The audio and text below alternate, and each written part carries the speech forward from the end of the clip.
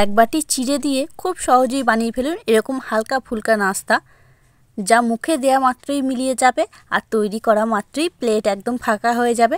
এতটাই সুন্দর এবং দুর্দান্ত একটা রেসিপি নিয়ে চলে এসেছি। তাহলে চলুন বন্ধুরা, আজকের রেসিপিটাও আপনাদের সঙ্গে ঝটপট করে শেয়ার করে নিই। এই রেসিপিটা বানানোর জন্য দেখুন প্রথমেই নিয়ে নিয়েছি ছোটো বাটির 1 বাটি মতো চিড়ে। এবার চিড়েটার মধ্যে 2 বাটি মতো জল দিয়ে দিচ্ছি। দিয়ে চিড়েটাকে খুব ভালো করে 2 থেকে 3 বার একটু জল পাল্টে পাল্টে ধুয়ে নিচ্ছি, দিয়ে তুলে নিচ্ছি, কারণ চিড়ের মধ্যে অনেক নোংরা থাকে, তাই পরিষ্কার করে ধুয়ে নিচ্ছি। আর দেখুন এটা ধুয়ে নেওয়ার সময় আমি কিন্তু জলটাকে একদম নিংড়ে নেব না। দিয়ে এবার এটাকে চাপা দিয়ে চিড়েটা একটা পাত্রে ঢেলে এটাকে চাপা দিয়ে 5 মিনিটের জন্য একটু রেস্ট রেখে দিচ্ছি। এতে চিড়েটা খুব সুন্দরভাবে ফুলে যাবে আর নরমও হয়ে যাবে। এদিকে আরেকটা পাত্রের মধ্যে নিয়ে নিচ্ছি 1 বাটি মতো সুজি, আর ওই বাটিরই 1 বাটি দিয়ে দিচ্ছি টক দই। তো দইটা কিন্তু অবশ্যই দিতে হবে, না হলে এই নাস্তাটা একদমই খেতে ভালো হবে না, স্পঞ্জি হবে না। এবার সুজির সাথে দইটাকে খুব ভালো করে একটু মিশিয়ে নিচ্ছি। তো আপনারা যদি দেখেন এখানে অল্প পরিমাণ দই আছে, তাহলে সেক্ষেত্রে কিন্তু দইটার সঙ্গে একটু জল মিশিয়ে দিতে পারেন। আমি ওই বাটিটা একটু ধুয়ে 1 চামচের মতো জল একটু দিয়ে দিচ্ছি, দিয়ে খুব ভালো করে সুজিটাকে মিশিয়ে নিচ্ছি। দিয়ে সুজিটাকেও চাপা দিয়ে 5 মিনিটের জন্য রেস্ট রেখে দিচ্ছি। আর এদিকে চিড়েটা দেখুন 5 মিনিট হয়ে গেছে, খুব সুন্দরভাবে নরম হয়ে গেছে, ফুলেও গেছে অনেকটা। এবার চিড়েটাকে একটা মিক্সি জারের মধ্যে নিয়ে নিচ্ছি।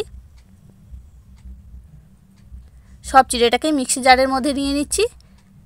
দিয়ে এবার দিয়ে দিচ্ছি 2 থেকে 3 চামচ মতো একটু জল, দিয়ে এটাকে একটা পেস্ট বানিয়ে নিচ্ছি। জলটা কিন্তু অল্প করেই দিতে হবে, কারণ এই পেস্টটা কিন্তু একদম খুব নরম করে নিলে হবে না, একটু মোটা করেই পেস্টটা করে নিতে হবে।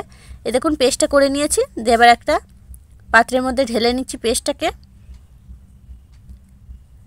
এই দেখুন পেস্টটা ঢেলে নিচ্ছি। যে সুজিটা আমি মিশিয়ে রেখে দিয়েছিলাম দইয়ের সাথে, সেটাও খুব সুন্দরভাবে সেট হয়ে গেছে, সুজিটা ফুলে গেছে।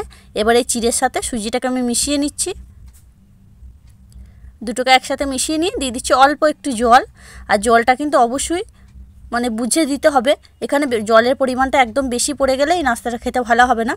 এটার ঘনত্বটা কিন্তু একটু মোটা করে হবে, তাই জলটা একটু বুঝে দিতে হবে।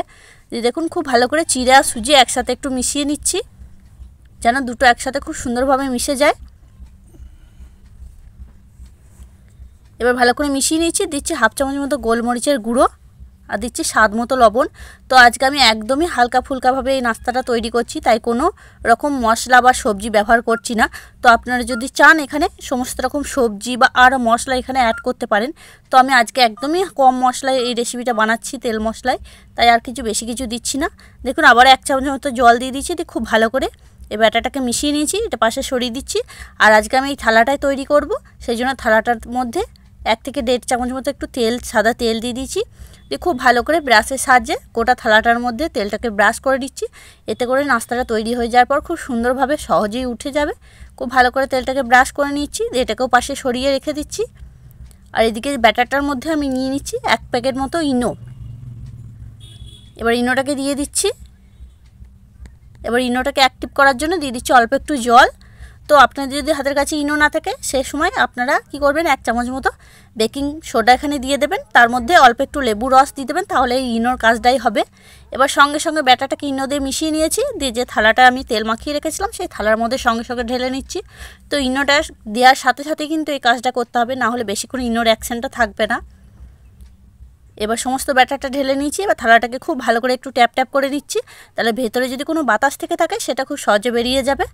এবার এইদিকে দেখুন কড়াই আমি আগে থাকতে একটু জল গরম হতে দিয়েছিলাম। আমি কোনো স্ট্যান্ড বা বাটি ব্যবহার করছি না, আপনারা চাইলে এখানে স্ট্যান্ড ব্যবহার করতে পারেন। এবার থালাটাকে আস্তে আস্তে নিয়ে আমি এই কড়াইয়ের মধ্যে বসিয়ে দিচ্ছি। আর কড়াই কিন্তু অবশ্যই একটু অল্প পরিমাণ জল দিতে হবে, যেহেতু স্ট্যান্ড ব্যবহার করিনি, জলটা ফুটে থালার ওপর উঠে চলে আসতে পারে, তাই জলের পরিমাণটা একদমই সামান্য দিতে হবে। এবার থালাটাকে খুব সুন্দরভাবে বসিয়ে দিচ্ছি, সেট করে দিচ্ছি, দিয়ে চাপা দিয়ে এটাকে 10 মিনিট হতে দিচ্ছি। 10 মিনিট পর এসে দেখাচ্ছি।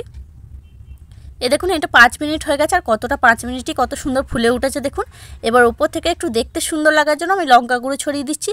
তো আপনারা চাইলে নাও দিতে পারেন, আমি এটা শুধু দেখতে সুন্দর লাগার জন্য দিয়েছি। এবার চাপা দিয়ে আবারও 5 মিনিট এটাকে হতে দিচ্ছি। দেখুন 5 মিনিট হয়ে গেছে, আর এটা কত সুন্দর হয়ে গেছে। কাঠি দিয়ে চেক করে দেখে নিচ্ছি, এটা কিন্তু কাঠির গায়ে একটু লাগেনি। এবার নামিয়ে ঠান্ডাও করে নিয়েছি। এবার দেখুন সাইড দিয়ে এইভাবে ছাড়িয়ে দিচ্ছি, খুব সহজেই ঠান্ডা হয়ে গেলে এইভাবে সাইড দিয়ে ছেড়ে চলে আসবে অনায়াসেই। এই যে তাও একটু চাকুর সাহায্যে আমি সাইডগুলো খুব সাবধানভাবে একটু ছাড়িয়ে নিচ্ছি।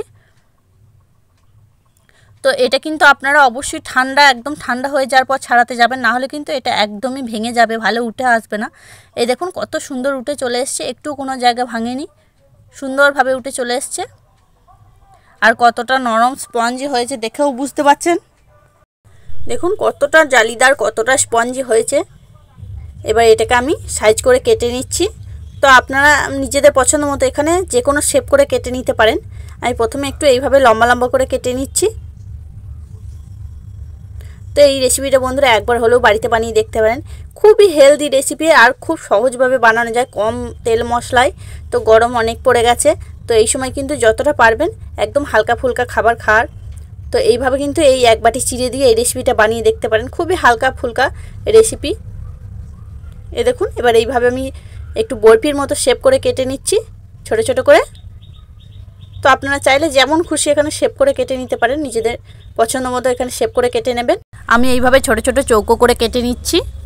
কত সুন্দর দেখুন বন্ধুরা, পিসগুলো কত সুন্দর দেখতে লাগছে। এবার বাকি যেগুলো আছে সেগুলোকেও আমি ওই একইভাবে ছোট ছোট পিস করে মাপ মতো কেটে নিচ্ছি। এই দেখুন সবগুলো কেটে নিয়েছি। তো আপনারা চাইলে কিন্তু এটা এইভাবেও খেতে পারেন, তবে এটা যাতে আরও চটপটা খেতে লাগে তার জন্য দেখুন এখানে আমি একটা প্যান বসিয়ে নিয়েছি, 2 থেকে 3 চামচ মতো সাদা তেল দিয়ে দিয়েছি। দিয়ে তেলটাকে গোটা কড়াইয়ের মধ্যে একটু খুব ভালো করে চাড়িয়ে নিচ্ছি। দিয়ে দিচ্ছি 1 চামচ মতো কালো সর্ষে ফোড়নে, আর দিয়ে দিচ্ছি কিছু কারি পাতা। এবার ফোড়নটাকে খুব সুন্দরভাবে একটু ভেজে নিচ্ছি, যতক্ষণ একটা সুন্দর ফ্লেভার আসছে ততক্ষণ এটাকে একটু ভালো করে ভেজে নিচ্ছি। তো আপনারা চাইলে কিন্তু এর মধ্যে আরও মশলা অ্যাড করতে পারেন। তো আমি কিন্তু একদমই আজকে নাস্তাটা হালকা ফুলকাভাবে বানাবো, তাই একদমই আমি কম মশলায় বানাচ্ছি। তো আপনারা চাইলে কিন্তু দিতে পারেন। এবার দেখুন খুব ভালো করে ফোড়নটা ভেজে নিয়েছি। এবার একে একে পিসগুলোকে আমি এর মধ্যে বসিয়ে দিচ্ছি। তোমার একবারই সবগুলো ধরে গেছে, আমি সবগুলো দিয়ে দিচ্ছি। তো আপনারা চাইলে 2-3 বার করে এগুলোকে ভেজে নিতে পারেন। দিয়ে দেখুন একদমই অল্প আছে, এগুলোকে গ্যাসের ফ্লেমটা একদমই লো করে দিয়ে উল্টে পাল্টে একটু হালকা করে ভেজে নেব, বেশি ভাজবো না। এবার কড়াইটা ধরে এইভাবে একটু নাড়িয়ে দিচ্ছি, তাহলে আর তলাগুলো লেগে যাবে না। এবার দেখুন এইভাবে উল্টে পাল্টে এগুলোকে ভেজে নিচ্ছি। তো খুব একদম বেশি তেলে ডুবো তেলে ভাজার দরকার নেই, অল্প 2 থেকে 3 চামচ তেল দিলেই এটা ভাজা হয়ে যাবে খুব সুন্দরভাবে এপিট ওপিট। এতে কিন্তু খেতে খুব ভালো লাগবে এইভাবে একবার হালকা করে একটু ভেজে নিলে।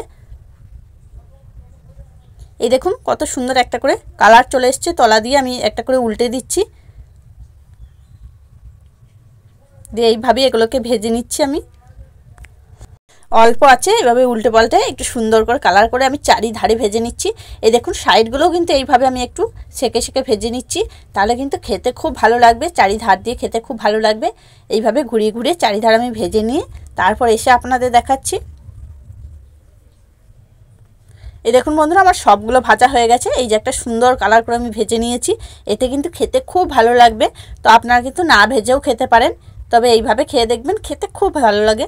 আর কতটা সুন্দর দেখতে লাগছে দেখুন, মাত্র 1 বাটি চিড়ে আর অল্প একটু সুজি দিয়ে একটা দুর্দান্ত জলখাবার। তো এটা তৈরি হওয়া মাত্র কিন্তু প্লেট খালি হয়ে যাবে, এতটাই সুন্দর এবং স্পঞ্জি হয়। কতটা স্পঞ্জি হয়েছে দেখুন, মুখে দেওয়া মাত্রই মিলিয়ে যাবে, কতটা সুন্দর দেখুন বন্ধুরা। তো আপনারা কিন্তু অবশ্যই এই রেসিপিটা একবার হলেও বাড়িতে বানিয়ে দেখতে পারেন। বাচ্চাদের টিফিনেও কিন্তু দিতে পারেন, বাচ্চারা কিন্তু একদম টিফিন বক্স খালি করে বাড়ি ফিরবে। তাহলে বন্ধুরা আজকে আমার এই রেসিপিটা আপনাদের কাছে কেমন লাগলো সেটা কিন্তু অবশ্যই কমেন্টের মাধ্যমে জানিয়ে দেবেন। দেখে যদি একটু ভালো লেগে থাকে, আপনি যদি নতুন বন্ধু হয়ে থাকেন, একটা লাইক দিয়ে চ্যানেলটিকে সাবস্ক্রাইব করে আমার পাশেই থাকার অনুরোধ রইল। পরবর্তী ভিডিও নোটিফিকেশনগুলো যাতে সহজেই পেতে পারেন তার জন্য পাশে থাকা বেল আইকনটি বাজিয়ে অল অপশনটি অন করে দেবেন। পুরনো বন্ধুদের অসংখ্য ধন্যবাদ প্রথম থেকে আমার সাথ দেওয়ার জন্য। তাহলে আজকের মতো এখানেই, আবারও ফিরে আসছি অন্য কোনো দিন অন্য একটা রেসিপি নিয়ে।